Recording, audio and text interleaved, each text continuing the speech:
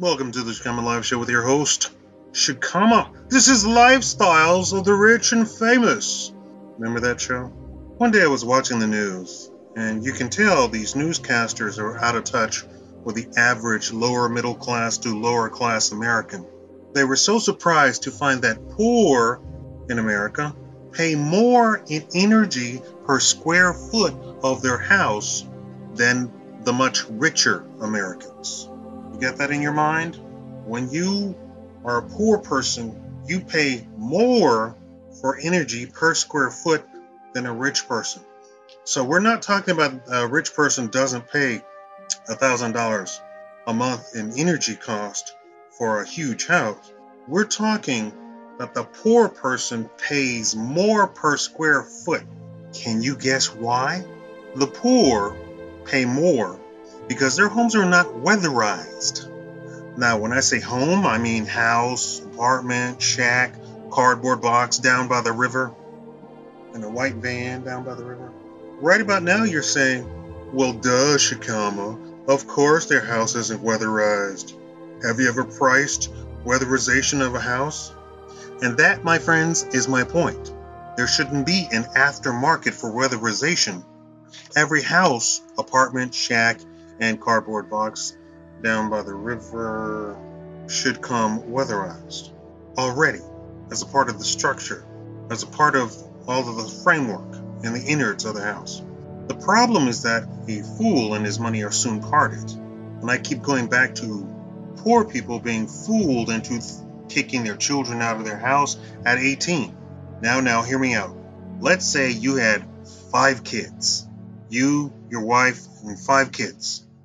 Let's pretend you listened to Shakaama. You kept all 5 of your grown kids in the house with you. How freaking rich would your household be with 7 incomes? Did you do the math? You, your wife, and 5 grown kids makes 7. I hope you didn't have Common Core on the brain. Let's say you're poor and everyone in your house is poor.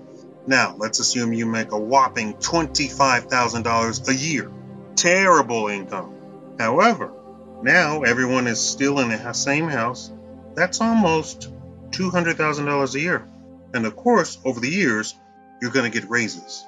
How many of you got excited when I said you could have a household income of $200,000 with poor people? Now, do you see why I'm so angry when people say, get out at 18 years old? You're literally tearing your household income apart. Guess what?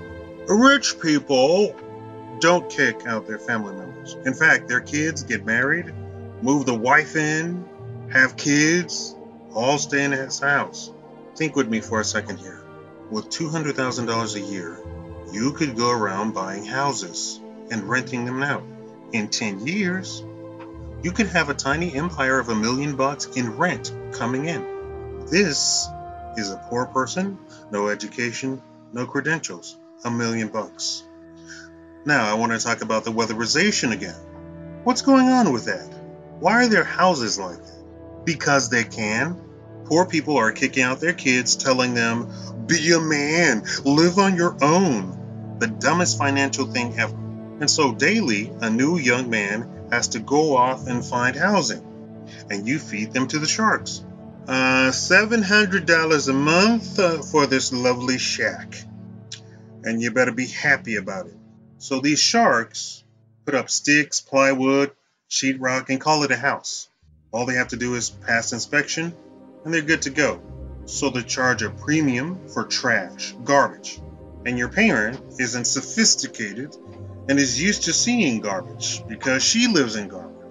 And there you go. 70% of your 18-year-old income goes to garbage housing. So now you live in a garbage housing, and now because it's trash, the walls are thin, the windows let in all the elements, the roof leaks, the floor leaks, the roof leaks, maybe the floor leaks, I don't know.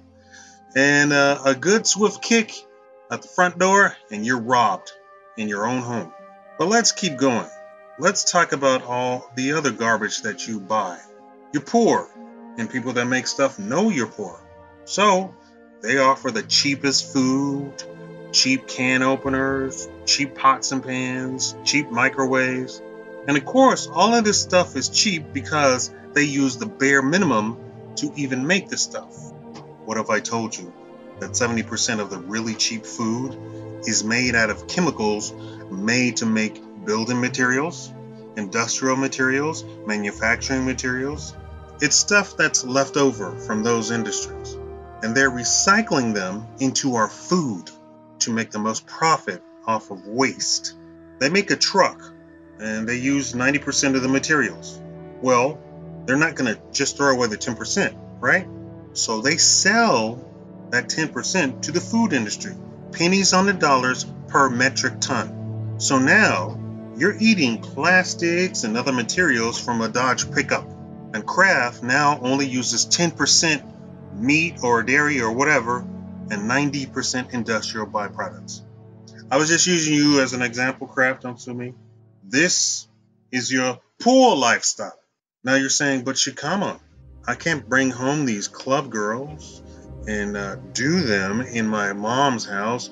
The walls are thin and we share a wall with our beds right next to the shared wall. We don't live in a big home like the TV show Dallas.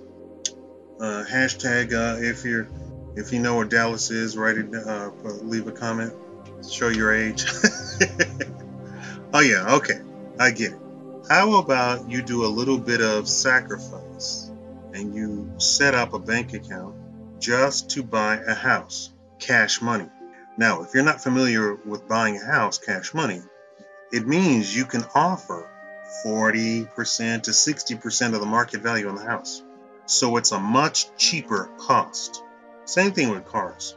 But a lot of car people don't want to come down on the price because they know some fool is going to walk in and buy the car in the next few minutes. So they don't like to do it with cars. But houses, not everybody is buying a house. Not everybody can.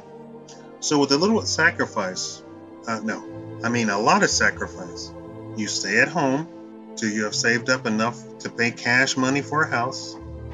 This is another thing the rich do.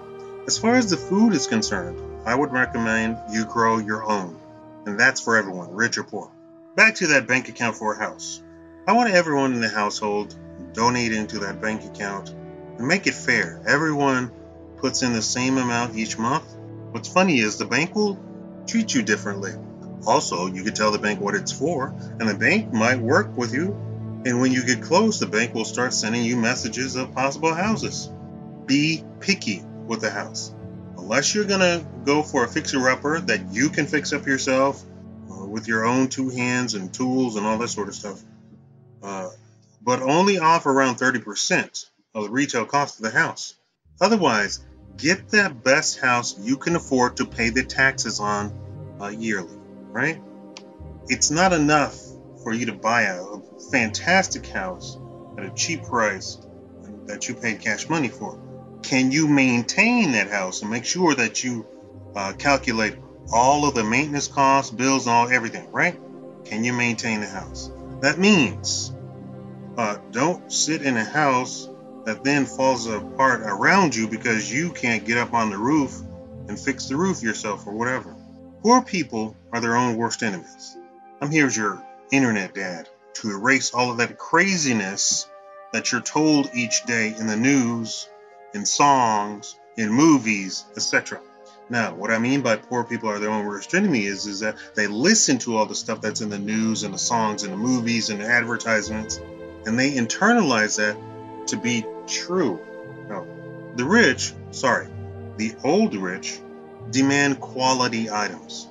You should demand quality and guarantees on everything. So it's not just that it should be quality, it has to be backed up with a guarantee, warranty, And that seems to be the distinction between quality and non-quality.